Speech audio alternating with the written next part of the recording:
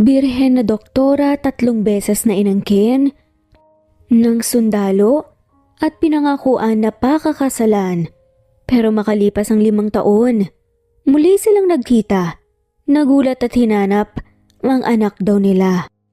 Mabilis na binuksan ni Ingrid ang pinto ng kwarto nang makarinig siya ng halinghing mula sa loob. Nabitawan niya ang hawak na libro nang makita ang eksena. "Dok?" Tawag ng kanyang kaibigan na si Rowena. Naagad tumayo mula sa upuan upang magbihis kasama ang kalaguyo nitong lalaking nurse. Tumalikod si Ingrid upang hindi makita ang mga hubad ng katawan ng mga to. Maya-maya pa, dumaan sa harapan nila ang lalaking nurse at humingi ng pasensya. Napabuntong hininga na lamang siya bago hinarap ang kaibigan.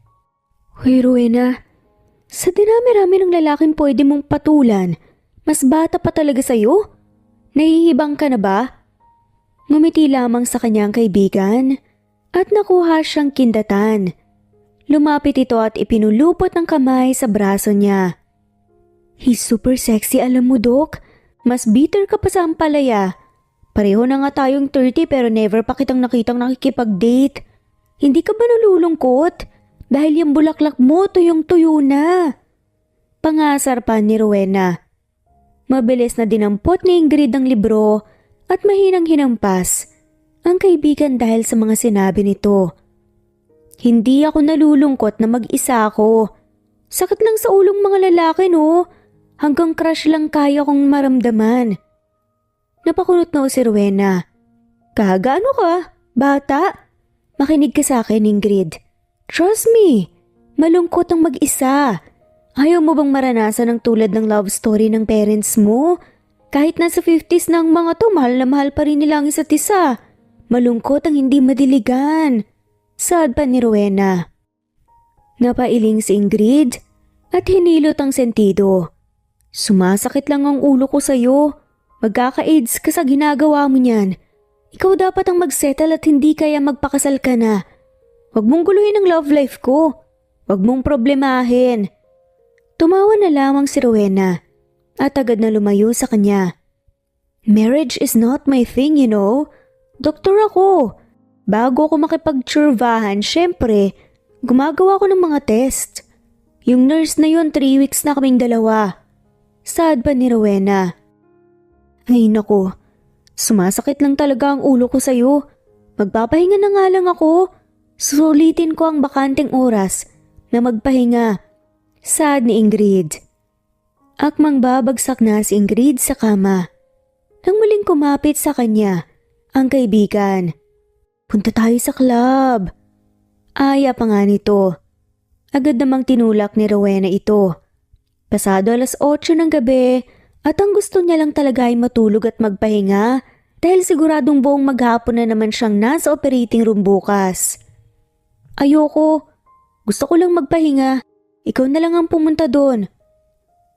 "Sa ayaw at sa gusto mo, sasamahan mo ko, doktora." Napahilamos na lamang ng mukha si Ingrid.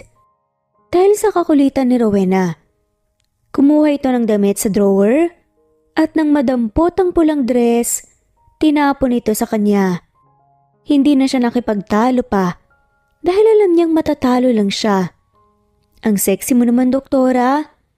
"Tigilan mo nga ako, Rowena. 10:00 babalik na tayo dito sa ospital." Saad ni Ingrid. "Yes, boss." Sagot naman ni Rowena. Nakasimangot si Ingrid nang lumabas sila sa fire exit. Tulad niya, nakasuot din si Rowena ng maiksing dress na kulay itim at sandal na mataas ang takong. Kotse nito ang ginamit papuntang club. Sabi nila, marami daw pogi doon. Mukhang madidiligan na naman itong bulaklak ko. Saad pa ni Rowena. Napairap na lamang siya sa narinig. Kahit ilang beses na niyang pinagsabihan ng kaibigan, hindi ito nakikinig.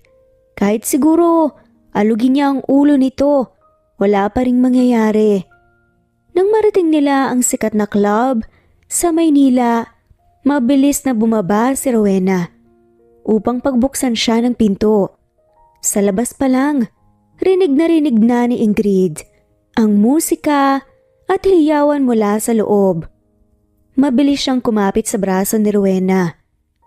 Huling beses kasi na pumunta sila sa isang club dito sa Maynila na haras siya ng isang lalaking lasing. Mabuti na lang at na-rescue naman siya ni Rowena na tinuhog ang gitna ng lalaking humaras sa kanya. Huwag kang bibitaw sa akin, Ingrid. May strawberry ka pa naman. Saad ni Rowena.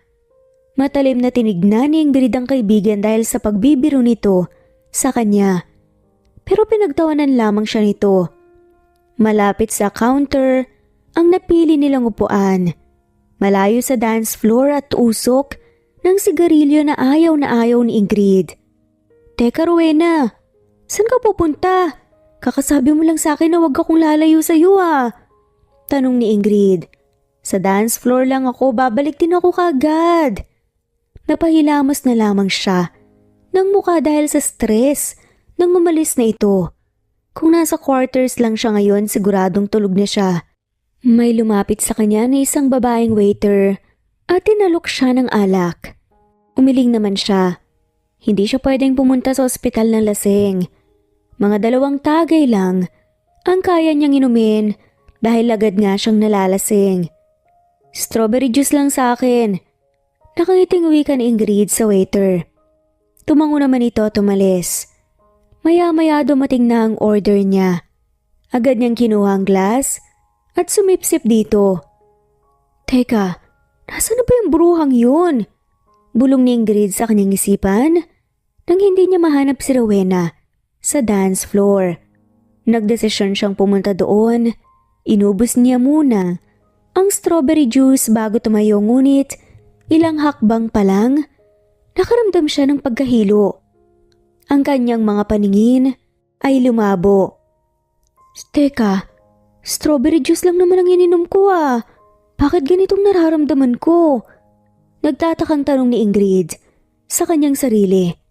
Napalingon siya sa waiter at lumiwanag bigla ang kanyang paningin nang makita ang matandang lalaki na binibigyan ng pera ang waiter na naghatid sa kanya ng juice. Mukhang pinagkalulo nga siya ng babaeng waiter. Kahit pagewang-gewang siya, sa paglalakad mabilis siyang naglakad paakyat sa ikalawang palapag. Pinapangako niya sa sarili na hinding-hindi na talaga siya pupunta sa club at bar. Napakapit siya sa doorknob ng pinto ng isang kwarto. Hindi lang pagkahilo ang nararamdaman ni Ingrid, kundi pati ang init na bumabalot sa kanyang katawan. Biglang bumukas ang pinto, na ikinagulat niya at bumagsak siya sa dibdib ng isang lalaki. Naramdaman niyang pumulupot ang braso nito sa bewang niya. Inangat ni Ingrid ang kanyang ulo para pagmasdan ng lalaki pero hindi niya ito maaninag ng maayos. Doktor ako. Puputulin ko yung talong mo sa oras na ipasok mo yan sa bulaklak ko. Pabulong na sabi ni Ingrid, pero may diin. Malakas naman na tumawa ang lalaki at hinawakan ng isang pisngi niya. Doktora, sundalo ako. Pag ginawa mo yun, ikukulong kita. Ikaw itong bigla na lang sumulpot sa pintuan ko. Tapos ako pa itong pagbabantaan mo? Nakangising sabi ng lalaking sundalo. Umawang ang labi ni Ingrid nang tumitig siya sa mga labi nito. Nawala na siya sa katinuan dahil inangkin niya ang labi ng sundalo. Ramdam niya ang pagkagulat nito hanggang sa marinig na lamang niya ang pagsara ng pinto sabay sandal sa kanya sa pintuan at marahas na inangkin ang kanyang labi. Ang kaninang pinag-aawayan nila ni Rowena mangyayari na. Madidiligan na ata siya. Samantala, naging mabilis ang pangyayari. Natagpuan na lamang ni Ingrid ang sarili na humihikbi sa matinding sakit na maramdaman ang dahan-dahang pagpasok nito sa pagitan niya. Hindi niya gaanong maaninag ang mukha ng lalaki dahil tanging lampshade lamang ang nagsisilbing ilaw sa loob ng silid. Dagdag pa ang hilo at init na nararamdaman niya. Samantala, teka masakit! Ayoko na! Sigaw ni Ingrid. Ngunit tumiling si Victor, ang sundalong umaangkin sa kanya.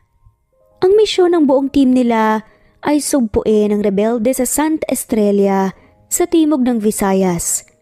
Bago sila pumunta sa probinsya, ay nakuha ng mga kasamahan niya na sumaya. Wala naman siyang nagawa nang hinila nga siya ng mga ito. Hindi pa nga sagad tapos ayaw mo na kaagad. Mag-e-expand din yan. Teka, anong tingin mo sa akin, Lobo? Tanggalin mo na. Baka malaki yan Humihingal pa na sabi ni Ingrid ngunit tumiling lang si Victor. Relax ka lang. Ikaw itong unang nanghalik sa akin, isipin mo na lang na nagde-demo tayong dalawa. Namula ang buong mukha ni Ingrid sa mga narinig. Anong? Hindi na natuloy pa ang sasabihin ni Ingrid nang bigla siyang halikan ni Victor kasabay ang pagpasok nito ng buong buo. Sa una ay mabagal ang galaw nito hanggang sa bumilis. Tanging halinghing lamang ang naririnig sa apat na sulok ng kwarto.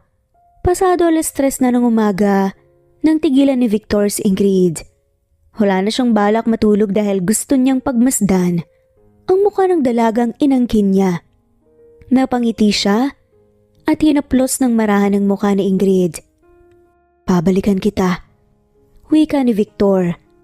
Kinapa niya ang kwintas kung saan naroon ang singsing na galing mismo sa kanyang yumaong ina.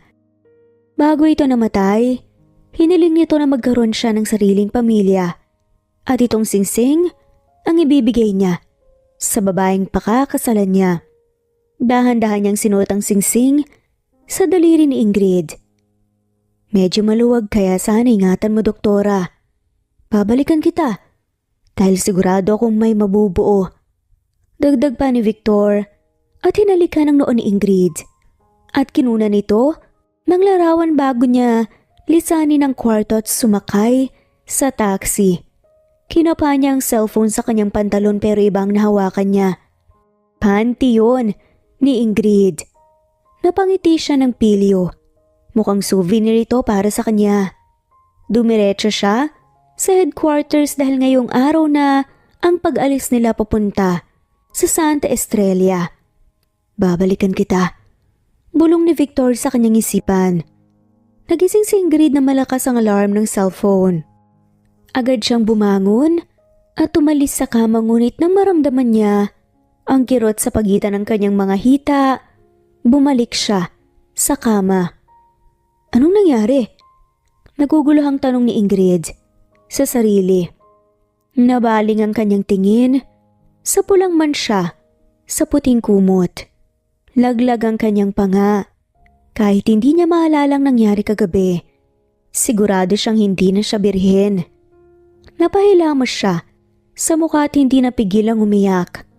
Ang huling naalala niya ay ang waiter na naglagay ng gamot sa kanyang strawberry juice. Wala namang mangyayari, Ingrid, kung iiyak ka pa, sabi niya sa sarili. Huminga siya ng malalim at pinunasan ng luha. Nang biglang napatingin siya sa singsing na nasa kanyang daliri. Dahan-dahan niya itong tinanggal at pinagmasdan. Pink diamond ring yun. Teka, nag-propose ba yung lalaking naka one night stand ko kagabi? Totoo ba tong diamond? Kinagat niya ang diamond sa gitna at nang makumpirma niyang tunay ito, napasinghap siya. Kabayaran ba to dahil inangkin niya ang fresh kong bulaklak? Sabi pa ni Ingrid habang nakatulala sa singsing. Muling tumunog ang alarm ng cellphone, kaya kahit masakit ang nasa pagitan ng kanyang hita ay inayos niya ang sarili. Nasaan yung panty ko? Yumuko siya at sumilip sa ilalim ng kama para hanapin ito pero hindi niya makita. Pati ba naman ang panty ko inangkin? Sabay tampal ni Ingrid sa noo niya. Ano bang kamalasan to? Lalabas ako ng kwarton to na wala man ng panty. Inis niyang sinabunutan ang kanyang buhok at mahinang tumili. Pinangako niya sa sarili na hindi siya pupunta sa bar at club ulit. Pagkatapos niyang magbihis, nilisan niya ang club. Pulang-pula ang mukha niya habang sumakay ng taxi. Hanggang marating niya ang ospital Dumaan siya sa fire exit at mabilis siyang naglakad papunta sa quarters. Nang makapasok agad niyang kinuha ang tuwalya at pumunta sa banyo para maligo. Inabot ng 1 oras bago siya nakalabas. Inayos ang sarili at lumabas ng kwarto at dumiretso sa hallway. Sumalubong sa kanya si Rowena na umiiyak. Kausap ang lalaking nurse. Nakalaguyo nito kagabi. Baka ano nang nangyari sa kanya? Kasalanan ko to eh. Tumawag na tayo ng pulis. Baka kinidnap na siya. Bakit hindi nahagip si Ingrid ng CCTV sa club? Kawawa naman ang kaibigan ko. Napangiti na nga lamang si Ingrid sa narinig. Dahan-dahan ang kanyang mga hakbang at ginulat si Rowena. Pero hindi niya dapat ginawa dahil napasigaw ito ng kabastusan kaya agad niyang hinila palabas ng ospital. Hoy, saan ka ba galing? Sobrang nagalala ako sa iyo ah. Iniwan mo ba ako? Sumama ka sa lalaking na-meet mo kagabi. Sunod-sunod na tanong ni Rowena. Hindi sanay magsinungaling si Ingrid pagdating sa kaibigan. Kaya nang marating nila ang playground na walang tao, kinuwento niya ang lahat maliban sa singsing na nasa daliri niya. Tuwang-tuwa ako, Ingrid. Kailangan nating i-celebrate ang unang dilig mo. Sabi ni Rowena habang natatawa. Agad namang binatukan ni Ingrid si Rowena. Maya-maya pa, napatingin siya sa isang batang babae na umupo sa swing. Nakaramdam siya ng kakaibang pagkasabik. Hindi niya namalayang, hinahaplos niya na pala ang kanyang tiyan. Gusto ko nang magkaanak, sabi ni Ingrid sa kanyang isipan. Ang kanyang hiling ay natupad dahil makalipas lamang ang 2 linggo at mahigit na laman niyang nagdadalang taon na siya. Kay Rowena niya unang sinabi ang lahat.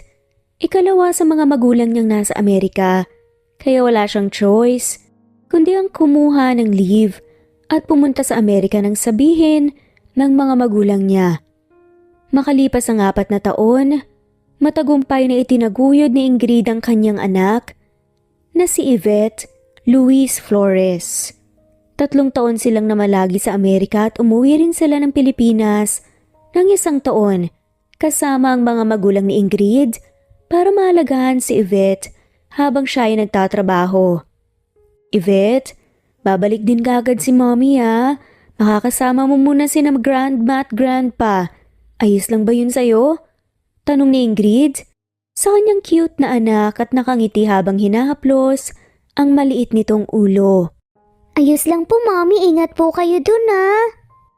Nakangiting sagot ni Yvette sa kanyang maliit na boses. Nasa airport sila ngayon at paalis na si Ingrid papuntang Santa Estrella. O sige, sweetie. Pagbalik ko pupunta tayo ng beach. Gusto mo ba yon? Masayang tanong ni Ingrid. Pilit na itinatago ang lungkot sa kanyang boses. Yay! Beach po! Opo, Mommy. Gusto ko po yun. Natawa na lamang si Ingrid at kiniliti ang kanyang anak. Paulit-ulit niya itong hinalikan sa pisngi at niyakap ng mahigpit. Namimiss na ang kanyang makulit at chubby na anak. 2 buwan siya sa probinsya para tumulong sa mga nangangailangan dulot ng giyera. Ingrid, let's go! Tawag ni Rowena. Mag-iingat ka, anak. Mag-update ka palagi. Huwag mong pababayaan ang sarili mo. Malungkot na sabi ng ina ni Ingrid habang kinakarga si Yvette. Opo, Mommy. Kayo na pong bahala kay Yvette ha. Anak, huwag kang magpasaway ha. Kahit wala ako sa tabi mo, mag-video call tayo palagi bago ako matulog. Hindi po ako magiging makulit, Mommy. Bye-bye po. Ingat po kayo. I love you. Pinunasan ni Ingrid ang mga luhang pumatak sa kanyang mga mata. Hinawakan niya ang maliit na kamay ng kanyang anak at hinalikan iyon. Hindi niya kayang malayo kay Yvette, ngunit kailangan siya ng mga to at tao sa Santa Estrella. Muli niyang hinalikan ang anak at tuluyan nang nagpaalam. Habang naglalakad siya, papunta sa boarding gate, tuloy-tuloy ang pagbagsak ng mga luha niya at mas lalo siyang napaiyak nang marinig ang maliit na boses ni Yvette na tinatawag siya. Mommy, huwag kang makakalimot Beach po tayo. Huminto siya saglit at nilingon ang anak. Itinaas ang dalawang kamay para gumawa ng hugis puso. Gumanti naman ang parehong kilos si Yvette at nakita niyang nakangiti ang bata. Ngunit may luha na rin sa mga mata. Ingrid, tara na. Tawag ni Rowena. Mamimiss ko ang anak ko kahit 2 buwan lang tayo sa probinsya. Parang 2 taon din ito para sa akin. Ang hirap. Hay, halika na nga. Baka magbago pa ang isip ng anak mo at hindi ka pa payagang umalis. Sad na lamang ni Rowena. Napasimangot si Ingrid. Ngunit sumama na sa kaibigan. Nang makapasok sila sa eroplano, agad niyang kinuha ang cellphone at tinignan ang mga videos at larawan ni Yvette. Maya-maya pa nakaramdam siya ng antok at nakatulog at nagising na lamang nang tapikin siya ni Rowena. Ingrid, andito na tayo. Lumapag sa airport ng Santa Estrella. Hindi pa doon natapos ang biyahe nila dahil sumakay pa sila ng bus patungo sa kanilang destinasyon. 3 team ang nakasakay ng bus. Ingrid, siguradong maraming poging sundalo doon. Pabulong pa, nasabi ni Rowena. Inirapan siya ni Ingrid at tumugon. Siguro kahit rebelde basta pogi papatulan mo no. Sad pa nito. Ikaw, ano game ka ba? Malay mo may pogi ding sundalo para sa'yo, diba? Basta, tumahimik ka na nga lang, Rowena. Huwag mo na naman akong idadami sa kalokohan mo. Seryosong tugon ni Ingrid. Pinagtawanan lamang siya ng kanyang kaibigan. Hindi siya nagpunta sa Santa Estrella para hanapan ng tatay ang anak niya. Nandito siya para lumigtas ng buhay. Habang nasa gitna sila ng biyahe, biglang humarang ang isang jeep sa harap ng kanilang bus. Kaya napahinto ito. 7 armadong lalaki ang bumaba mula rito. Patay. Mukhang mga rebelde yan. Sigaw ni Rowena na naging dahilan ng pagpanik ng mga pasahero. Ganon na rin si Ingrid. Hindi pa nga nagsisimula ang kanilang misyon. Mukhang misyon ng mga rebelde ang mauuna. Yun ang patayin sila o gawing hostage. Kinalabit ng mga ito ang gantilyo nang hawak nila at diretso sa 2 gulong na nasa harapan. Mga ilang segundo pa, biglang nagsitakbuhan pabalik ang mga rebelde at sa jeep at mabilis na umalis na sinundan ng 2 military truck. Ligtas tayo! May mga sundalo! Sigaw ni Rowena na naging dahilan para bumalik ang pag-asa ng mga pasahero. Napatingin si Ingrid sa likuran ng bus at nakitang paparating na sundalo. Nakahinga siya ng maluwag. Kanya-kanya silang pagkuha ng bag at bumaba sa bus at agad naman silang sinalubong ng mga sundalo. Isang matangkad na lalaking lumapit sa kanila. Nilingon ito ni Ingrid, ngunit hindi niya makita ang mukha dahil sa sikat ng araw na tumatama sa kanyang mga mata.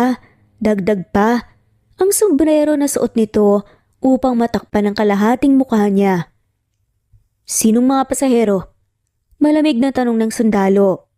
Ingrid, ang gwapo, yummy! Bulong pa ni Rowena nang makita nito ang kabuuan ng mukha ng sundalo. Tumahimik ka nga, baka ipahamak tayo ng bunganga mong yan eh. Suway ni Ingrid sa kaibigan. Mga doktor kami at kasama namin ang ilang nurses.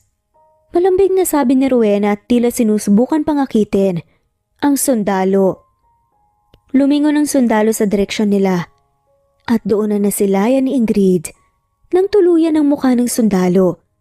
Umawang ang kanyang labi nang mapagmasdan niya ito, pakiramdam niya rin tila familiar sa kanya ang sundalo. Biglang kumalabog ang puso niya nang tumitig din ito sa kanya ng sobrang tagal at bahagyang yumuko para pagmasdan siya. Take na po ang kaibigan ko! Sigaw nga ni Rowena na nagpainit sa pisngi ni Ingrid. Tumikhim ang sundalo, tinayos ang tindig at tumalikod. Baliw ka ba? Bakit pa sinabi yun? Galit na bulong ni Ingrid. Pakiramdam niya, ay nais niyang maglaho sa lupa dahil sa kahihiyan. Baka bet ka. Ikaw, bet mo rin ba, doktora? Tila nangasar na saad pa ni Rowena. Kinurot ni Ingrid si Rowena. Ngunit tumawa lamang ito. Muling nagsalita ang sundalong tinawag na captain at inutusan sila na sumakay sa military truck. Sumunod naman sila at nilagay sa truck ang kanilang mga gamit. Sa lapag na lang ako uupo, sabi ni Ingrid nang mapansin niyang wala ng bakanting upuan. Sa akin siya sasakay. Malamig na wika ng sundalo at nagulat si Ingrid at napatingin dito.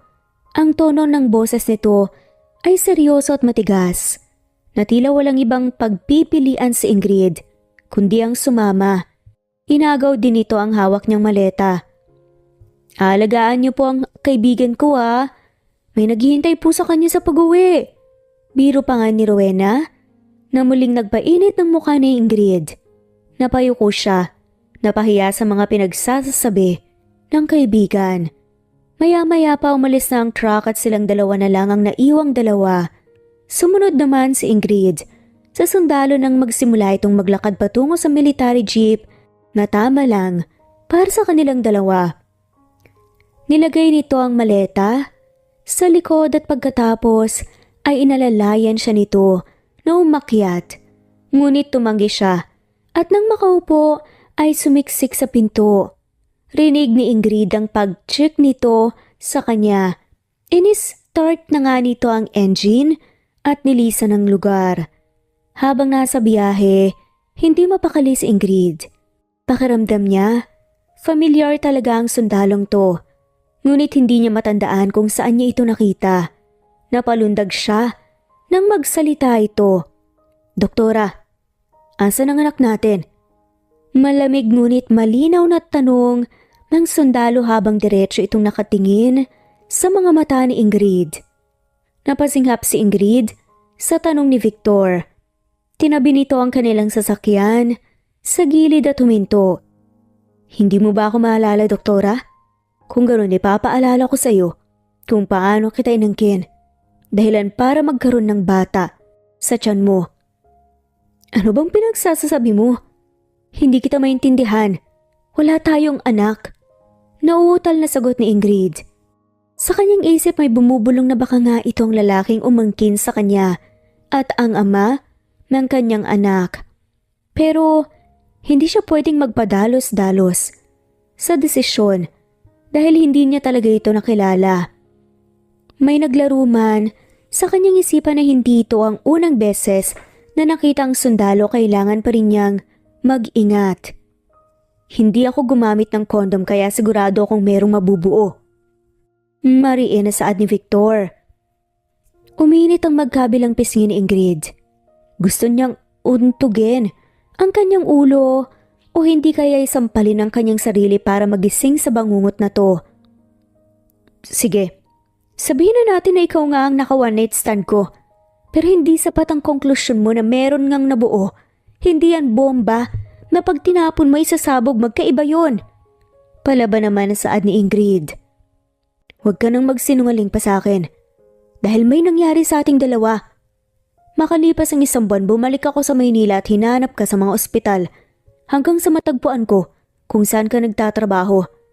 Pero ang sabi nila, nagtungo ka raw ng Amerika dahil doon mo gustong lumaki ang pinagbubuntis mo. Na ako nga ma, ilang taon na akong sundalo pero wala pang nakasalisi sa akin. Isang babae lang pala ang gagawa nun. At ikaw yon, Doktora Ingrid Flores. Napahawak si Ingrid sa kanyang noo. Hindi niya kinayang mga narinig. Ayos ka lang ba? Tila concerned na tanong ni Victor. Mukha ba akong ayos sa paningin mo ha? Hindi pa rin ako naniniwala na ikaw ang ama ng anak ko. Tinakpan ni Ingrid ang kanyang bibig nang maisip niyang parang sinabi na rin niyang may bata ngang nabuo. Napangisi si Victor at akmang hahawakan niya ito pero mabilis niya itong sinampal. Nagulat naman siya sa kanyang nagawa. Mukhang ibang sorpresa palang matatanggap ko sa iyo, Doktora. Gusto kong makita ang anak natin. Kung nasa Maynila siya, pupuntahan ko siya kahit ngayong araw. Mariin na saad nito. Hindi pwede. Hindi mo pwedeng biglain si Yvette. Halos pasigaw naman na saad ni Ingrid. Ang cute ng pangalan ng anak natin, Doktora. Saad pa ni Victor. Muling tinakpan ni Ingrid ang kanyang bibig. Tuluyan na niyang nilaglag ang kanyang sarili sa harapan ni Victor. Mabuti naman, Doktora. Hindi mo na tinatanggi na nagkaanak nga tayong dalawa. Huwag kang magalala. Babagalan ko ang lahat para maintindihan ang anak natin. Wala pa nga akong sinasabi na pumapayag ako, di ba? Kailangan ko pa ng ebidensya. Saad naman ni Ingrid.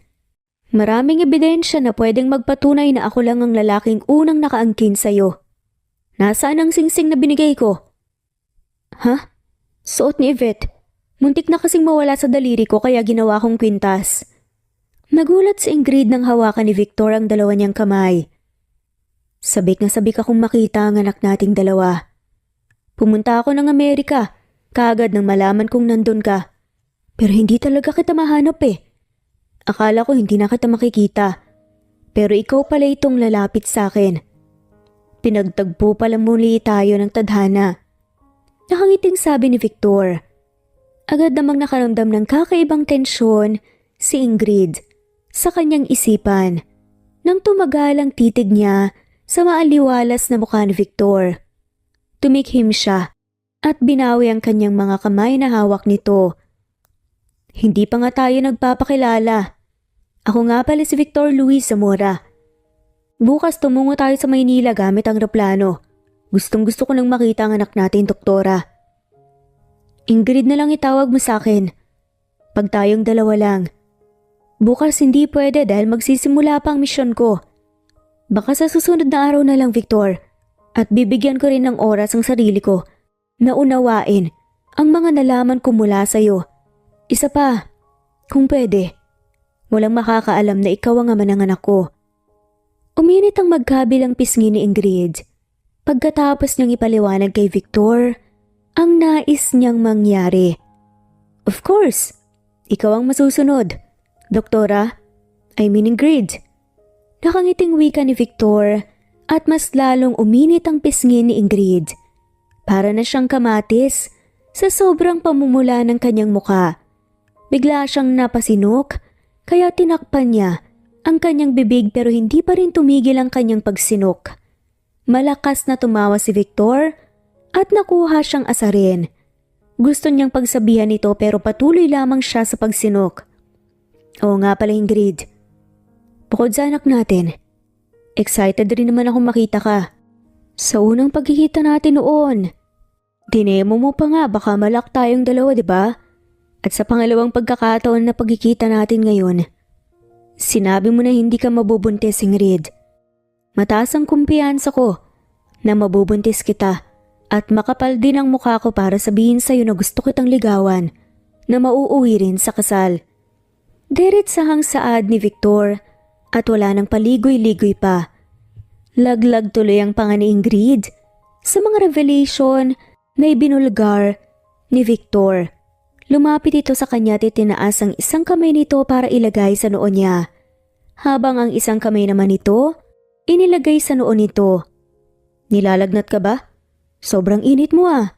Pulang-pula ang buong mukha mo. Tanging sinok ang naisagot ni Ingrid kaya muli siyang pinagtawanan ni Victor. Gusto ko nalang maglaho sa sobrang kahihiyan. Bulong ni Ingrid sa kanyang isipan habang pinagmamasdan si Victor na patuloy pa rin sa pagtawa. Kasabay ng pagkalabog ng kanyang puso ng sobrang lakas. Nang tumigil si Victor sa pagtawa at pinagmasdan siya. Umiwas siya ng tingin at inalis ang kamay nito nasa kanyang noo. Pinagmasdan siya. Pakiramdam ni Ingrid lalagnatin siya ngayong araw. Sumiksik siya sa pinto nang marinig ang pagtunog ng makina ng military jeep. Sa kalagitnaan ng biyahe, ramdam niya ang minsang pagtitig ni Victor at ang malawak na pagngiti na para lamang sa kanya. Pagkaraan ng ilang minutong biyahe, narating nila ang ospital na binabantayan ng ilang sundalo sa harap ng gate. Maliit lamang ang ospital, kaya ang mga pasyenteng hindi malubha ang kondisyon ay pansamantalang nasa mga tent para alagaan. Sumaludo ang mga sundalo sa kanila. Napakunot si Ingrid nang mapansin ang ngisi ng mga sundalo na tila nakatuon kay Victor. Kanina'y nakatingin ito sa tabi niya. Ngunit ngayon, napansin niyang malamig nitong aura. Nang mapalingon ito sa kanya, bigla itong ngumiti ng bahagya. May topak yatang isang to eh. Bulong pa nga ni Ingrid sa kanyang isip. Pagkapasok nila ng ospital, mabilis na bumaba si Victor at binuksan ang pinto para sa kanya. Nagpasalamat siya rito. Ngunit maya-maya pa'y narinig niya ang sigaw ni Rowena. Kaya't mabilis siyang lumayo kay Victor, makagawan pa sila ng issue. Ingrid, masarap bang makasakay kay Pogi? Pangasar pa nga ni Rowena at pinandilatan niya ito at tinalikuran na lamang bago mabilis na naglakad papasok sa hallway ng ospital. Humabol naman si Rowena, patuloy siyang kinukulit. Buong maghapon, nasa emergency room si Ingrid. Dapat sana'y bukas pa siya magsisimula pero kinailangan siya kaagad. Nang sumapit naman ang 6:00 ng gabi, tsaka lang siya nakalabas ng emergency room. Umupo siya sa metal na upuan, sumandal sa pader at ipinikit ang mga mata. Miss na kita, Yvette. Nakangiting bulong ni Ingrid at dahan-dahan niyang minulat ang mga mata. Dinukot niya ang cellphone sa bulsa ng kanyang white coat at napangiti habang tinitignan ang litrato nila ni Yvette.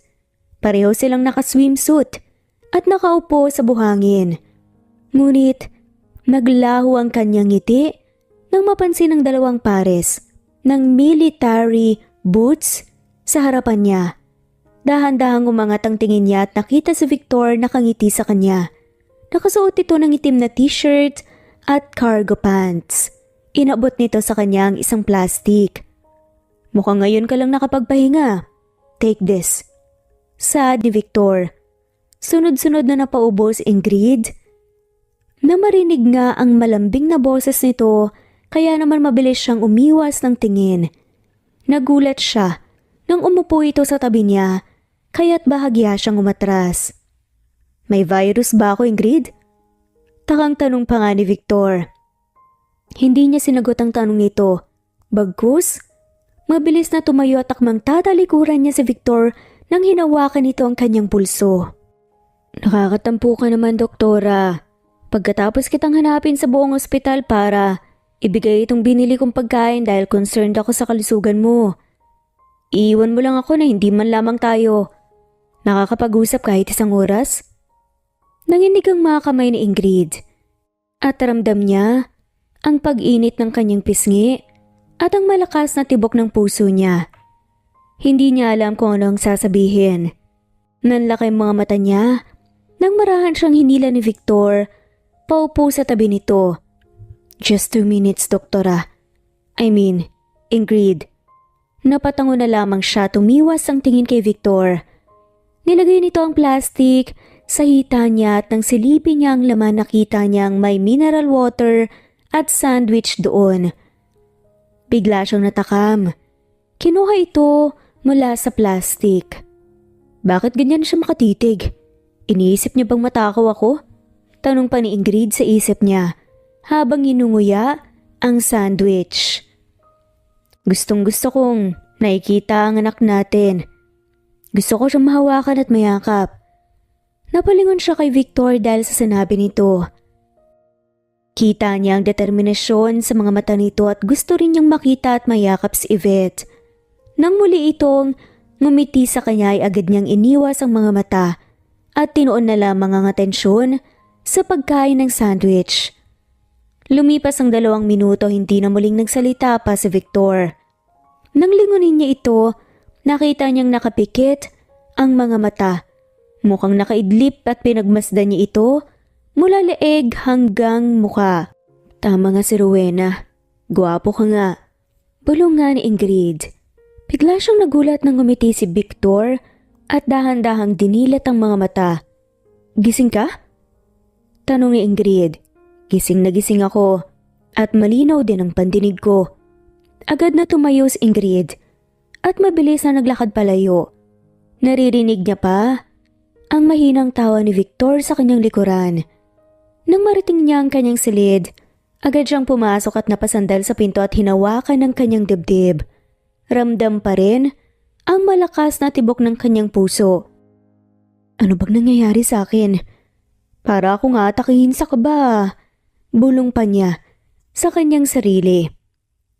Litong-lito sa biglang reaksyon ng katawan niya. Inis niyang sinabunutan ang kanyang buhok habang dahan-dahan siyang naupo sa sahig. Biglang sumagi sa kanyang isip ang mukha ni Victor. Ang malambing na boses nito kapag kumakausap sa kanya. Ang mga matang kumikinang kapag nababanggit nito ang kanilang anak at ang matamis ng ngiti nito. Nababaliw na yata ako. Sad ni Ingrid. Napabuntong hininga ang babae at nagbalik lamang siya sa katinuan nang tumunog ang kanyang cellphone. Nang makitang pangalan na tumatawag, napangiti siya at agad na sumagot ito. Mommy! Masiglang bati ni Yvette sa kabilang linya. Tumayo si Ingrid at tinayos ang sarili at umupo sa kama. Ngumiti siya. Yvette, sweetheart, miss ka na ni Mommy. Miss na din po kita, Mommy. Mommy, are you okay? Sagot ng kanyang anak sa maliit na boses nito bago halikan ng screen. Natawa si Ingrid sa kilos ng anak. Kung maaari lang gusto na nga niyang bumalik sa Maynila, kinabukasan kaagad. Napahinto siya nang maalala si Victor na tulad niya ay gustong makita rin si Yvette. Sagot na nga lamang nito, I'm fine, sweetheart. Kumain ka na at pagmamasdan kita habang kumakain. Pagkatapos mong kumain, uminom ka ng gatas at kukwentuhan kita, okay? What about you, Mommy? Have you already eaten? Ngumiti si Ingrid at dahan-dahang tumango kahit isang piraso lamang ng sandwich ang nakain niya. Pakiramdam niya na puno na ang kanyang tiyan dahil sa dami ng tubig na iniinom niya. Mommy, kakain na po ako. Pagkatapos po nito, kwento po tayo ah. Of course, sweetheart. Muling natawa si Ingrid nang pinaghalikan ni Yvette ang screen. Sa buong oras, nakatutok ang atensyon niya sa kanyang anak hanggang sa makatulog ito. Good night, sweetheart. Nakangiting wika pa ni Ingrid bago pinatay ang tawag. Bumagsak siya sa kama at naramdaman ang bigat ng pagod at antok. Dahan-dahan niyang ipinikit ang mga mata hanggang sa tuluyan siyang makatulog. Nagising siya kinaumagahan sa malakas na alarm ng kanyang cellphone. Pagkatapos niyang iligpit ang pinaghiga niya, naligo na siya. Umabot ng 2 minuto ang tagal niya sa banyo bago siya makalabas. Magandang umaga. Wika niya habang pinagmamasdan ng sarili sa harap ng malaking salamin. Naka-lab coat siya. Sa ilalim nito ay isang black long sleeves na pinarisa ng white pants. Huminga siya ng malalim bago nagdesisyon na lumabas ng kwarto at naglakad palabas ng ospital. Nang marating niya ang tent ay tinawag siya ni Rowena. Magalmusal ka na, doktora! Nakangiting sabi ng isang doktora. Ngumiti rin siya at tumupo. Tinanggap niya ang kape na inabot ni Rowena na nasa tabi niya. Naku, grabe pala ang krisis sa lugar na to, no? Kung hindi dumating ang mga sundalo kahapon, ay baka ginawa na tayong hapunan ng mga rebelde. Sabi ni Rowena na sinang-ayunan naman ng mga doktor at nurse. Napailing na lamang si Ingrid dahil sa biro ng kanyang kaibigan. Maya-maya pa, narinig nila ang sigaw at mga hakbang mula sa mga sundalong papalapit sa kanilang pwesto. Oh, yummy! Sad ni Rowena at napangiwi naman siya dahil sa narinig. Ang mga sundalo na nagja-jogging papalapit sa kanila ay naka-topless at naliligo sa kanilang mga pawis. Ang lulutong ng pandesal, ang sarap papakin. Nabilao ka naman ang babae nang muling magsalita si Rowena. Umagang-umaga nakakarinig si Ingrid ng mga hindi kaaya-aya. Pinagmasdan niya ang mga kasamahan niya. Ang mga mata ng mga to nakatuon sa mga sundalo kaya naman napahawak na lamang siya sa kanyang noo dahil mukhang nahipnotismo pa ang mga to. Sumipsip lamang si Ingrid sa kanyang kape at hindi na nga rin napigilan na tignan ng mga sundalo. Hindi pa nga tumatagal ang kanyang pagtitig nang may biglang humarang sa kanyang harapan. Nilingon niya ito at muntik na niyang may buga ang kape na iniinom niya nang makita si Victor na seryoso at nakakrus ang mga braso nito sa ibabaw ng dibdib. Binati naman ito ng mga kasamahan niya, maliban lang sa kanya na nakatulala pa rin. Kung tapos na kayong magalmusal pwede na kayong bumalik sa loob ng hospital dahil may mga pasyente na darating. Napalunok naman si Ingrid dahil habang binibitawan ni Victor ang mga salitang yun, ang mga mata nito nakatuon sa kanya. Naku, pasensya. Kaunting oras na lang babalik na kami sa loob. Tugon naman ng isang doktor. Parang ayoko na tuloy bumalik sa loob. Ang ganda kasi ng mga tanawin Nakakaaliw tumingin. Ang gandang pagmasdan. Siniko niya si Rowena dahil sa mga kalokohan na pinagsasasabi nito. Bigla rin niyang naramdaman ang pag-init ng magkabilang pisngi niya. Dahil hindi pa rin umalis, ang tingin ni Victor sa kanya. Bago pa umabot sa pagiging kamatis ang mukha niya ay nagdesisyon siyang tumayo para umalis sa tent. Mauna na ako. Salamat sa almusal. Mabilis na sabi ni Ingrid at naglakad pa palayo. Nang makapasok na siya sa hallway ay doon lang siya nakahinga ng maluwag. Kasabay nun ang anunsyo ni Code Blue sa room 105. Kaya mabilis siyang tumakbo. Pagdating niya sa kwarto ay sinalubong siya ng nakakabahalang tanawin. Isang pasyenteng nangihina at sumusuka ng dugo. Nagmamadali siyang lumapit at tinawag ang nurse na nasa tabi nito. Anong nangyari dito? Doktora, dumating po siya kaninang madaling araw. Ngayon lang po nagsimula ang pagsusuka ng dugo. Tugon ng nurse habang inaabot ang chart na nakasabit sa gilid ng kama. Kagad na ilagay ni Ingrid ang stethoscope na nakasapit sa leeg niya at nilagay ito sa ibabaw ng dibdib ng pasyente. Mahina at hindi regular ang pagtibok, senyales ng mabilis na pagbaba ng vital signs. Sinilip niya ang chart doon, nabasa ang diagnosis. May malubhang sakit ang pasyente sa atay dahil ng pagsusuka ng dugo. Kailangan natin siyang operahan ngayon. Nag-aalalang saad ni Ingrid. Umiling naman ang pasyente. Pero doktora, wala po kaming pambayad para sa operasyon at gamot Mahinang tugon nito. Napabuntong hininga si Ingrid. Alam niyang, hindi na maaaring maghintay pa ang kondisyon nito. Huwag kang mag-alala. Sagot ng ospital ang lahat ng gastusin mo. Ang mahalaga ngayon, maliligtas ka. Nabuhaya naman ang pasyente sa mga narinig.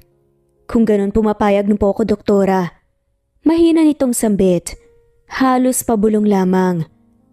Agad inalerto ni Ingrid ang surgical team para sa isang emergency operation. Mabilis na dinala ang pasyente sa operating room at habang naghahanda ang team, ipinaliwanag niya ang sitwasyon. May liver cirrhosis ito, kaya't kailangan ng mabilis na tugon upang maiwasan ang mas matinding komplikasyon. Habang isinasagawa ang pre-surgical preparations, tumutok siya sa lahat ng detalye ng operasyon. Maya-maya pa, sinimulan na nila ang procedure sa maingat na pag-inspeksyon sa atay ng pasyente, hinahanap ang eksaktong pinagmulan ng pagdurugo. Sa operasyon ginamit nila ang laparoscopic surgery, isang minimally invasive technique na nagbibigay daan sa pagsasagawa ng operasyon sa pamamagitan ng maliliit na incision at paggamit ng mga espesyal na instrumento. Ang laparoscope, isang manipis na tubo na may nakakabit na kamera, ipinapasok sa tiyan ng pasyente upang makita ang loob nito. Ilang oras ang lumipas sa masinsinang operasyon at sa wakas nagtagumpay silang matigil ang pagdurugo.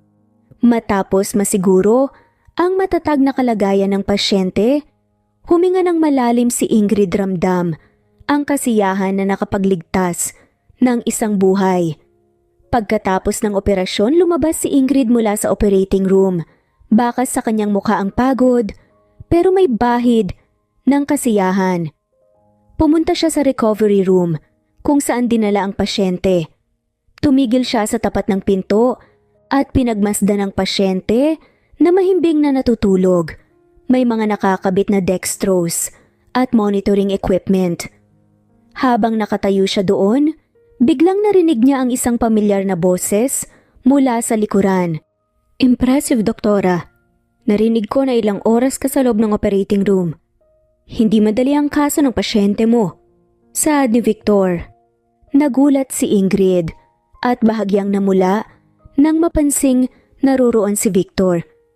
Hindi niya inaasahan na makikita niya ito sa ganoong pagkakataon, lalo pat malamlam at pagod na ang kanyang hitsura. "Ginawa lang namin ang dapat gawin. Isa pa trabaho namin to," sagot niya. Pilit itinatago ang pagkabigla at kaba sa presensya ni Victor. "Kung may kailangan ka, sabihin mo lang." Saad nga nito. "Salamat." Yan lamang ang naging sagot nga nito. "Oo nga pala, munti ko nang makalimutan, bukas pwede ba nating bisitahin si Yvette? Kahit sandali lang, Ingrid." Pakiusap nga ni Victor. Napahawak naman si Ingrid sa kanyang leeg, muntik niya nang makalimutan ang bagay na yon. Pinagmasdan niya si Victor. Nakikita niya sa mga mata nito na ang pagkasabik. Kinagat niya ang kanyang pangibabang labi. Kakausapin niya na lang si Rowena na kung pwede, bumisita siya saglit kay Yvette at ito muna ang bahala sa mga pasyente. "Sige, Victor," sagot ni Ingrid. Nagulat naman siya nang yakapin siya nito.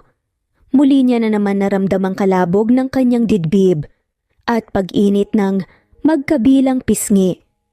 Napalunok si Ingrid. Hindi maipaliwanag kung bakit ganoon na lamang ang reaksyon ng kanyang katawan tuwing nasa malapit si Victor. Ilang sandali pa, dahan-dahan din itong lumayo mula sa kanya. "Salamat talaga. Hindi ko sasayangin ang pagkakataong iparamdam kay Yvette ang pagiging mabuting ama." Tumango siya ng marahan, ngunit nang makita si Rowena na papalapit, biglang nataranta. Nagpaalam na siya at mabilis na naglakad palayo. "Si Captain Victor yun. Nag-usap lang kami tungkol sa mga pasyente. Samahan mo na lang ako sa labas, nagugutom ako." Sabay hila kay Rowena palabas ng ospital. Nakahinga siya nang maluwag pagkalabas nila, ngunit dama pa rin ang kabog ng kanyang puso. Habang naglalakad sila, tumitig si Rowena sa kanya. May halong pag-usisa sa mga mata nito. "Alam mo, parang may kamukha si Captain," saad ni Rowena. Nanlaki ang mga mata niya. Pakiramdam niya matutunaw siya sa bawat sulyap ng kaibigan. "May tinatago ka ba sa akin? Hindi kaya..." Bigla itong napatili at hinawakan ng balikat niya. "Siya ba ang ama ni Yvette? Tama ba ang aking hinala?" Tila excited na tanong pa ni Rowena. Hindi siya nakapagsalita at dahan-dahan lang na tumango. Napangiti si Rowena bago mapatili ulit sa kilig na ikinahiya niya dahil pinagtitinginan sila ng mga tao sa paligid. Agad niyang hinila ang kaibigan sa isang tent na walang tao at doon nagsimulang ikwento ang mga nangyari.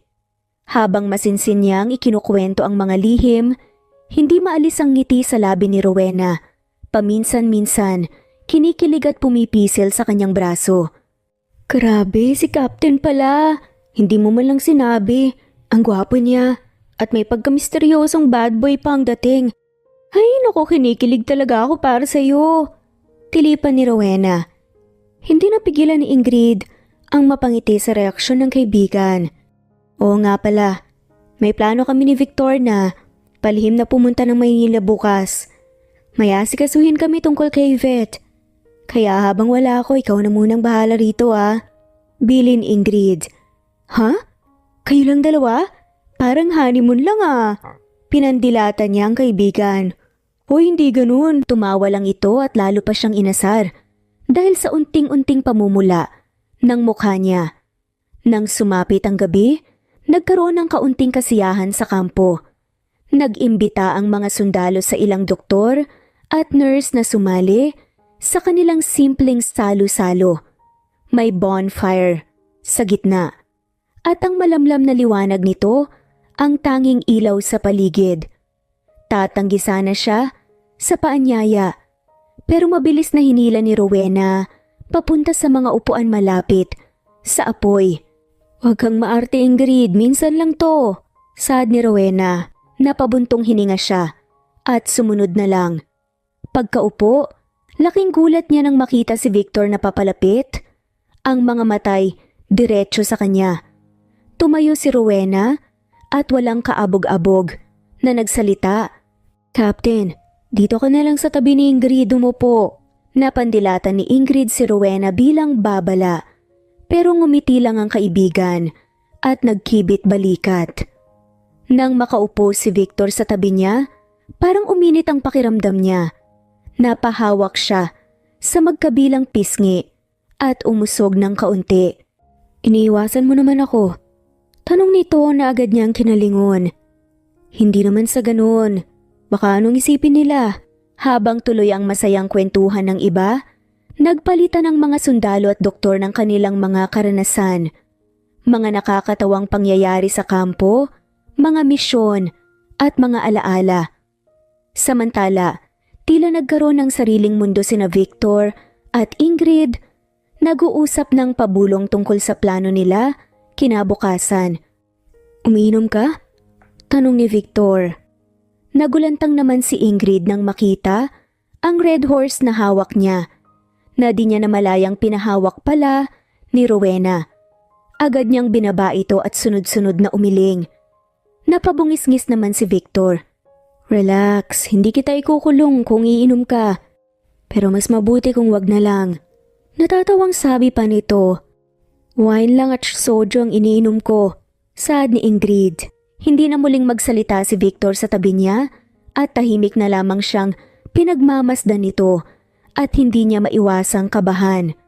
Maya-maya pa at may nagpatugtog ng gitara at isa-isang kumanta ang iilang mga sundalo at doktor. Ang iba naman ay sumasayaw. "Captain, yayain mo na naman si Dr. Ingrid, magaling sumayaw yan." Biro nga ni Rowena. Laglag ang panga ni Ingrid dahil sa sinabi ni Rowena agad siyang napaligong kay Victor. Nakalahad na ang isang palad nito sa harapan niya at nang maglapat ang kanilang mga mata, biglang parang may kuryenteng dumaloy sa pagitan nila. "Pwede ba kitang isayaw?" Masuyong tanong ni Victor. Marahan siyang tumango at inabot ang kamay ni Victor. Nang dumikit ang mga palad nila, muling namula ang magkabilang pinski ni Ingrid. Iginabay siya ni Victor sa gitna, marahan siyang tumango at inabot ang kamay ni Victor. Nang dumikit ang kanilang mga palad, naramdaman niya ang mainit na haplos nito na tila ba dumadaloy hanggang sa kanyang dibdib. Iginabay siya nito sa gitna at nang sumayaw na sila, marahang kumapit ang malalaking kamay nito sa kanyang bewang. Ramdam ni Ingrid ang init ng palad ni Victor na nakadikit sa kanyang katawan. Isang init na parang apoy na gumapang sa buong pagkatao niya. Parang lumambot ang kanyang tuhod sa bawat hakbang nila at sa bawat galaw ay lalong nagiging malapit ang kanilang mga katawan. Tila nawawala ang kanyang paghinga sa tuwing humihigpit ang kapit nito sa kanyang bewang. At ang bawat haplos ng mga daliri ni Victor sa kanya ay nagdudulot ng kiliti sa kanyang balat. "Ingrid." Marahang bulong ni Victor at halos hindi naririnig sa lakas ng kanta sa paligid. "Salamat sa lahat."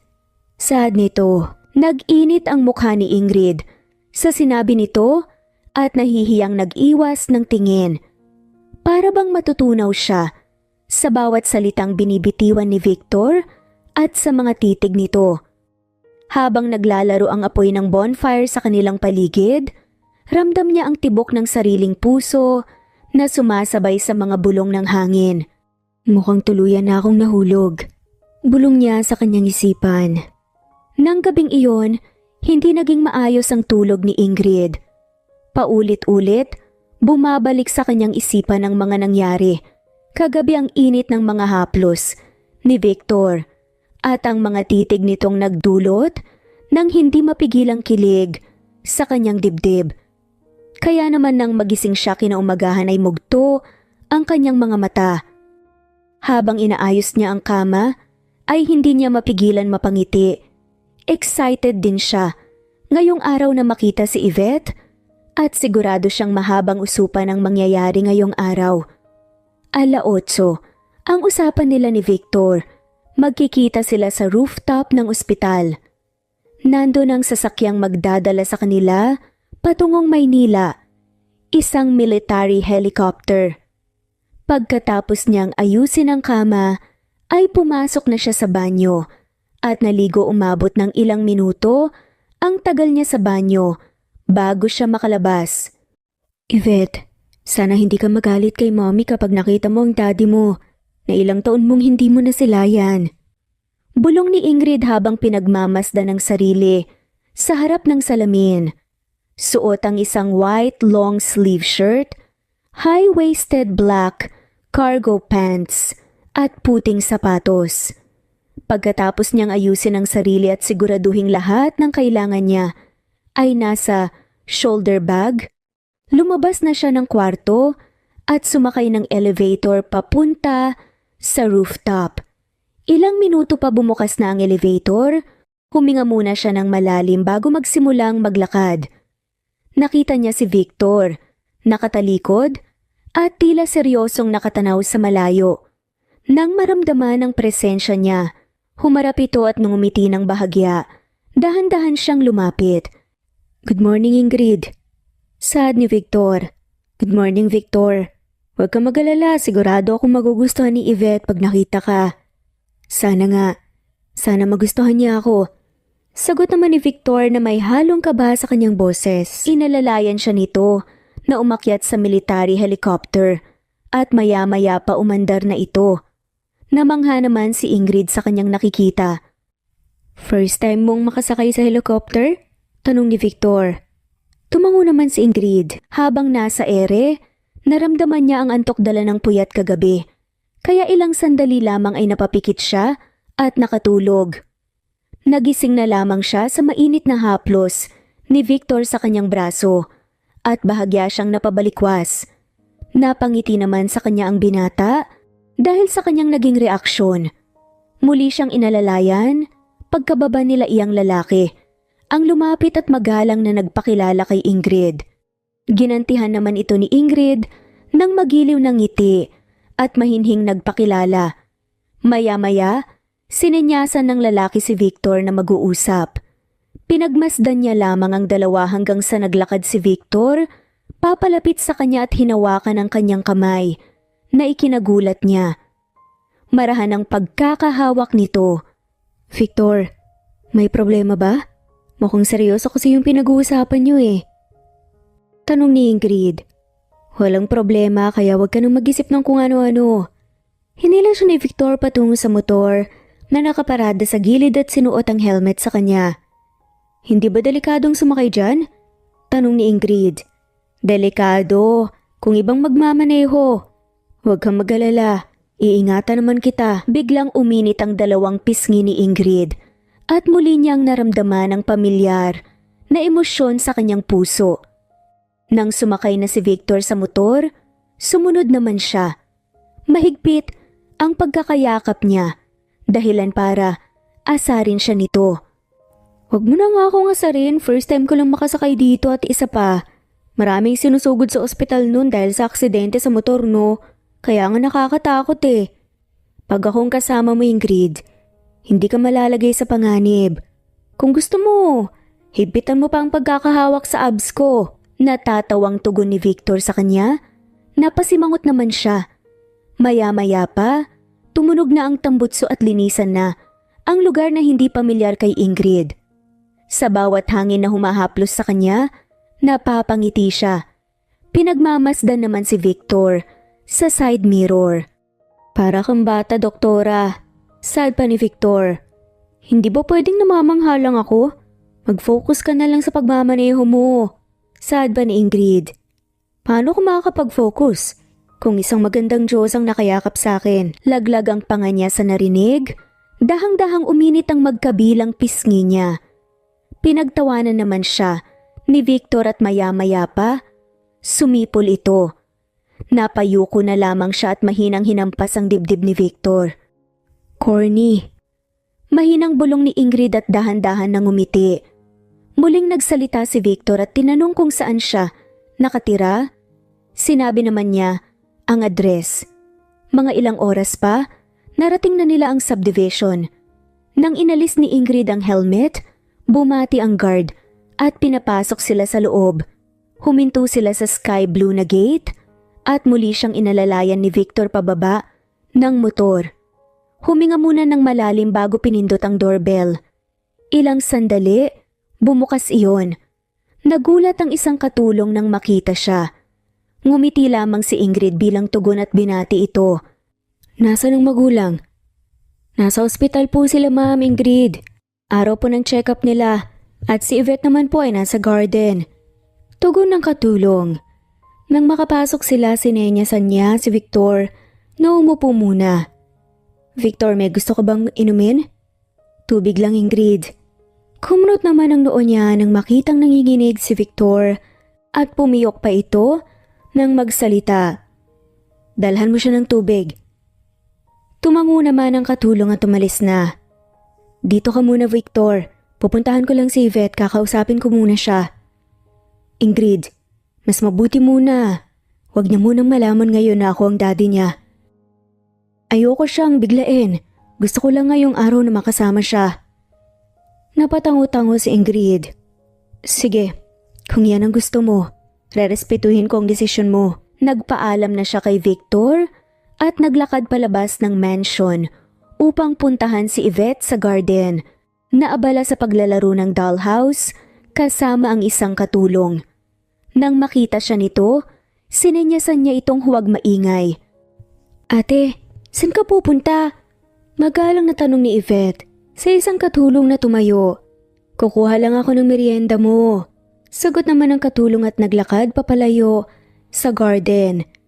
Dahan-dahang naglakad si Ingrid at nang makalapit siya kay Yvette, dahan-dahan niyang tinakpan ang mga mata nito. Mommy! Sigaw nga ni Yvette.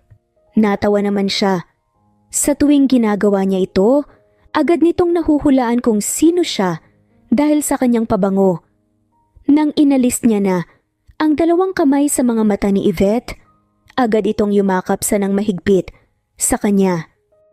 Mommy, miss na po kita. Ang tagal mo pong nawala. Natawa naman si Ingrid. Hindi pa ka nag-iisang linggo nang mawala siya. Miss na rin kita, anak. Dahan-dahang lumayo si Yvette sa kanya. Akala ko po super tagal pang balik nyo. Babalik din kaagad dun si Mommy. Namiss lang kita. Gusto ko lang magbonding tayong dalawa. Miss na kasi kita eh. Sad pa nga nito sabay hinawakan ng pisngi ng bata. Magbe-beach po tayo? Hindi pa sa ngayon anak eh, dahil saglit lang naman ako dito, pupunta na lang tayo sa mall.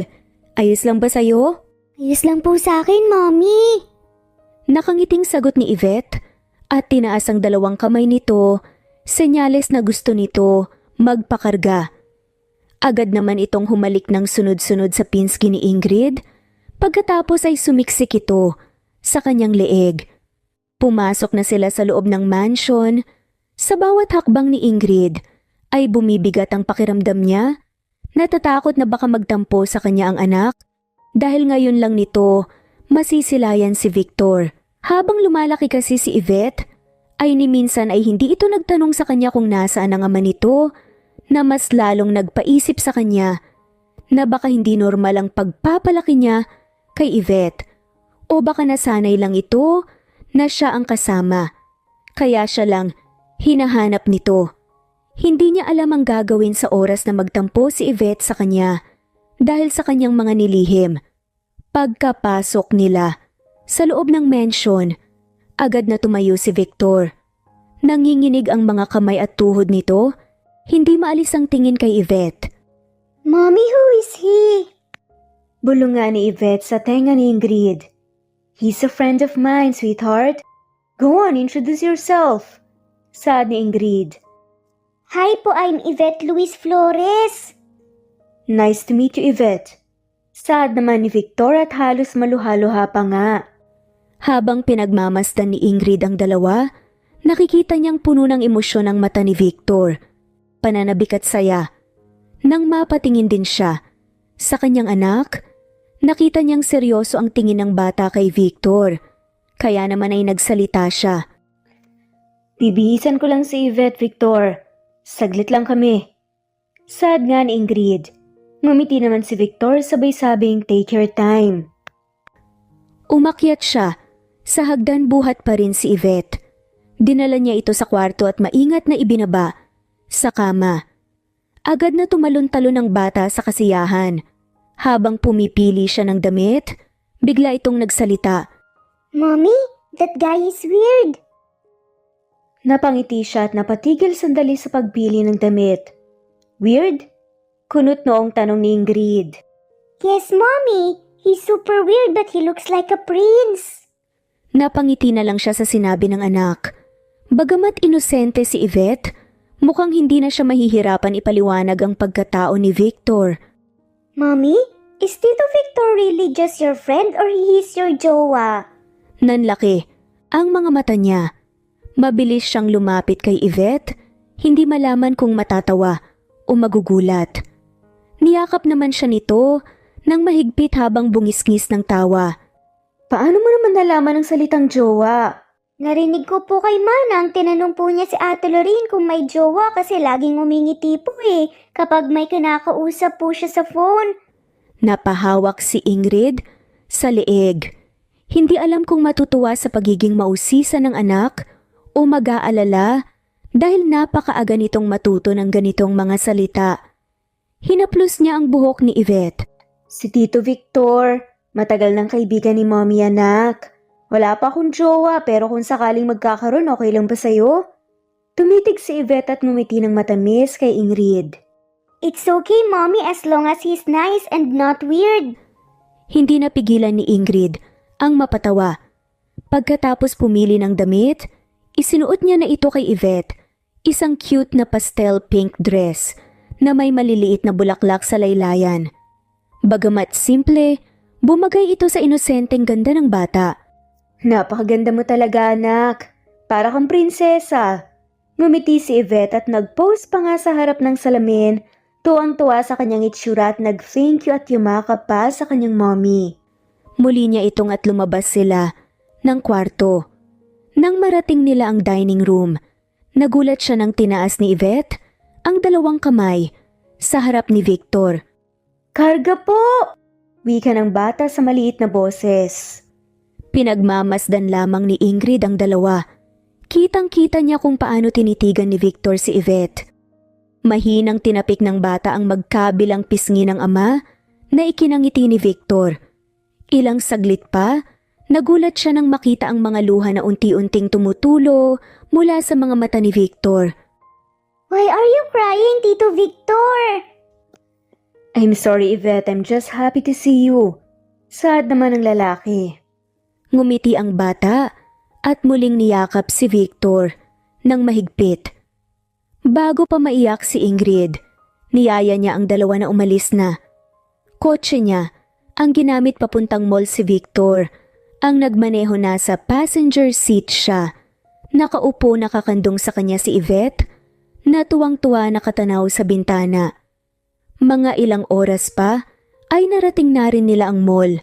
Pagkapasok nila sa loob agad, hinila ni Yvette si Victor papasok sa tindahan ng mga laruan. Tahimik na nakamasid si Ingrid sa mag-ama. Tito Victor, this doll is so beautiful. Like you. Sad pa nga ni Victor. And like Mommy po. Nang mapalingon si Victor sa kanya, kumalabog ang puso niya kaya nagkunwari siyang nagmamasid-masid sa paligid. Binili ni Victor ang manika na gusto ni Yvette at pagkatapos ay nagtungo sila sa arcade. Masiglang tumakbo ang bata patungo sa claw machine. Tito Victor, tulungan mo po ako. Gusto ko po makuha yung teddy bear. Sige, subukan natin. Tignan natin kung kaya nating makuha.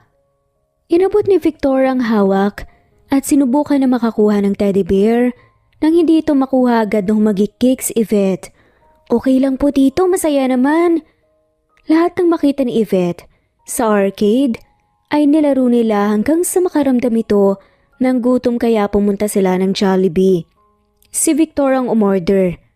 Mommy, si Tito Victor ang galing maglaro. Talaga? Nagustuhan mo ba yung time na kasama mo siya? Opo, Mommy, Tito Victor is so much fun. Mommy, pwede po bang siya sumama sa atin sa beach? Of course, Yvette. Pwede namang sumama si Tito Victor sa atin ulit. Masayang niyakap ni Yvette ang ina. Yay! Thank you, Mommy!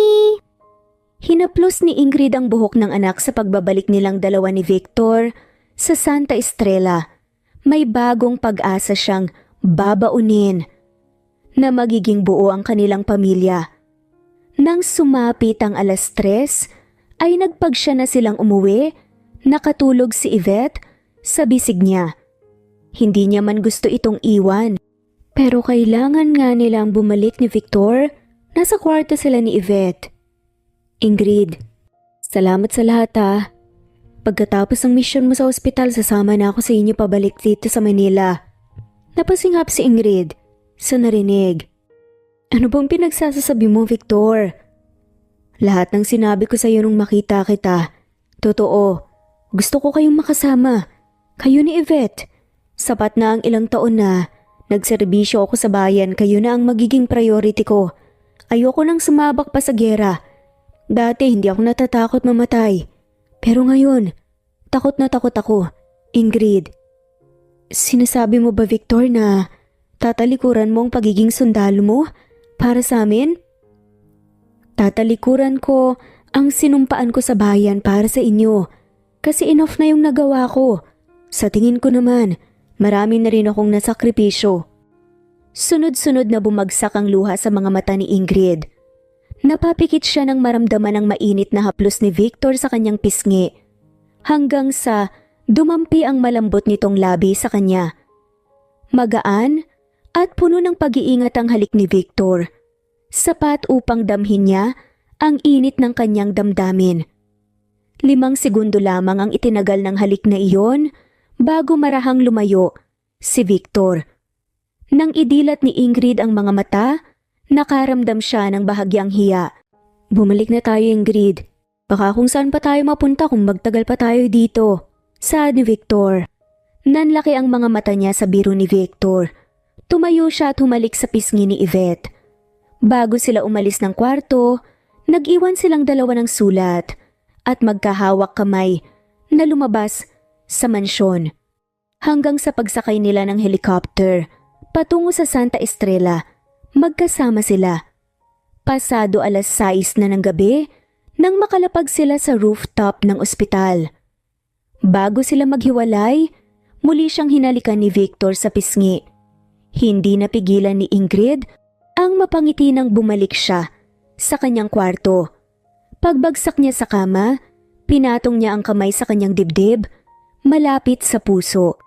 Ngayon lang siya nakaramdam ng ganito katinding pagmamahal. At ang damdaming iyon ay para kay Victor. Ngunit panandalian lamang ang kasiyahang naramdaman ni Ingrid dahil pagkalipas ng 10:00 ng gabi, nagsimula ang matinding labanan sa pagitan ng mga sundalo at rebelde. Kaya nang magising siya kinaumagahan, napuno ang ospital ng mga sugatang sundalo at mga sibilyang nadamay sa digmaan. Ingrid, saan ka pupunta? Sigaw ni Rowena sa kanya nang makitang palabas siya ng ospital. Hinawakan siya ni Rowena sa braso at nagulat nang makitang mga luha sa kanyang mga mata. Rowena, nangako siya sa amin ni Yvette. Umiiyak na tugon ni Ingrid sa kaibigan. Shh, babalik siya, Ingrid, kasama ang ilang sundalo. Kaya ayusin mo ang sarili mo dahil kailangan ka namin. Sagot naman ni Rowena. Natauhan siya sa sinabi ng kanyang kaibigan at nilibot ang buong paligid. Napagtanto niyang tulad ni Victor, may misyon din siya, ang magligtas ng buhay. Ngunit 2 araw na ang lumipas, wala pa ring balita si Ingrid tungkol kay Victor at lalo pang dumami ang mga pasyente sa ospital. Ingrid, ayos ka lang ba? Tanong ni Rowena na nag-aalala. Paano ako magiging maayos? Rowena, kung hanggang ngayon wala pa ring balita sa kanya. Kahit mga kasamahan niya sa serbisyo, wala pa ring maibigay na impormasyon eh. Lumuluhang saad ni Ingrid. Huwag kang mawala ng pag-asa. Ingrid, ipagdasal mo siya. Saad naman ito. Sa ngayon umaasa ako, Rowena. Pero kung umabot ng 2 o 3 araw wala pa ring balita, ayoko na talagang umasa. Sad na nga lamang nito. Niyakap siya ni Rowena upang kahit papaano'y maibsan ang sakit na nararamdaman. Ngunit isang putok ng baril at sigawan ang nagpabalik sa kanilang sa loob ng ospital. Nakapasok na pala ang mga rebelde sa may mga kasamang sugatan at mga babaeng manganganak. Iharap niyo sa akin, magaling na doktor. Manganganak ang asawa ko. Sigaw ng leader ng mga rebelde na si Ricardo. Lahat ng doktor at nurse ay napatingin kay Ingrid. Nang lumapit sa kanya ang lalaki at marahas na hinawakan ang braso niya, nakita niya ang suot nitong military dog tag sa leeg. Marami ang nakalagay dito, ngunit ang nagpapukaw ng kanyang pansin ay ang buong pangalan ni Victor. Nakatulala siya, tila nabingi at tanging ang malakas na tibok ng kanyang puso ang naririnig. Namuo ang mga luha sa kanyang mata. Bakit ko ililigtas ang asawa mo? Hindi na namalaya ni Ingrid na sinabi niya ito. Kaya't nakatanggap siya ng sampal mula sa leader. Ricardo, tama na! Sigaw ng isang babae at namimilipit sa sakit. Napalayo si Ingrid. Tila nakalimutan niya ang pagiging professional na doktor. Tanging nararamdaman niya ngayon ay galit. Galit na hindi nababalik si Victor sa kanila ni Yvette. Ingrid. Niyugyug siya ni Rowena ngunit wala siyang naging reaksyon. Malamig ang kanyang mga mata. Natauhan lang siya nang biglang pumasok sa isip niya ang ngiti ni Yvette noong isilang ito. Kaya naman ay lumapit siya sa babae at inutusan ng mga nurse na ayusin ang gamit sa labor room. Nakahiga na rin ang babae sa stretcher. May sakit sa puso ang asawa ko. Saad nga ng leader. Alam mong bawal magbuntis ang isang tulad niya.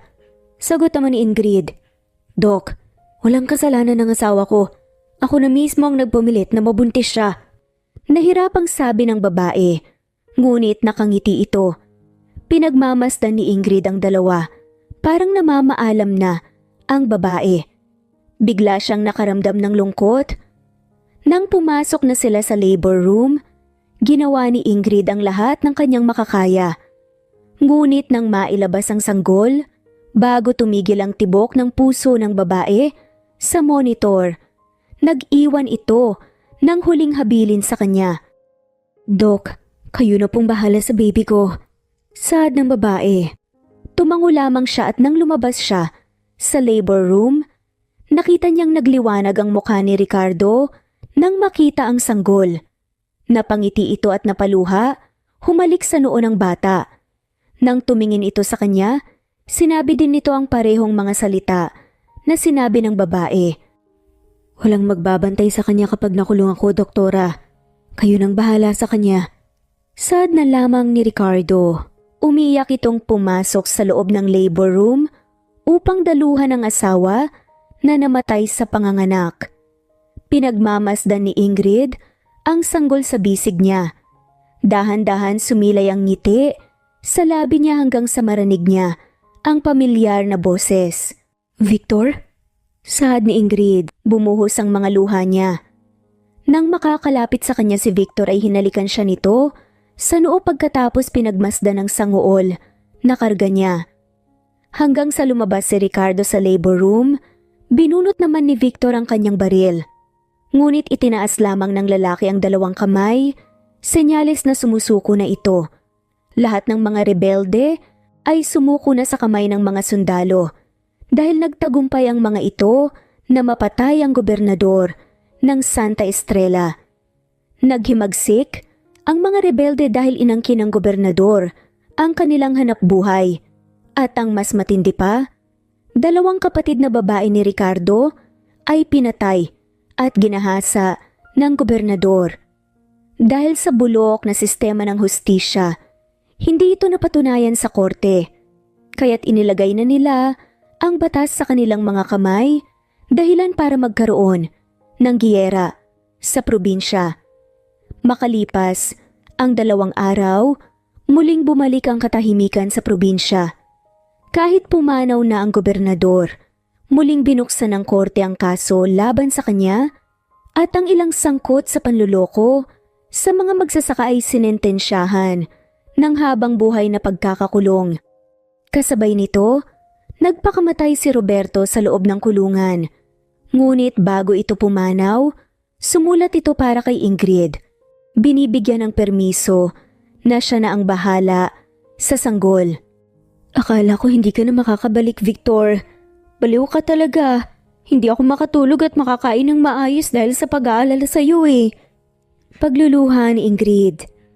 Ngayong nandito na ako, papatabain kita. Sad pa nga ni Victor. Baliw ka talaga. Yung baby Ingrid, sinong mag-aalaga sa kanya? Tanong ni Victor. Ako, Victor. Akong mag-aalaga sa kanya, sa akin na siya.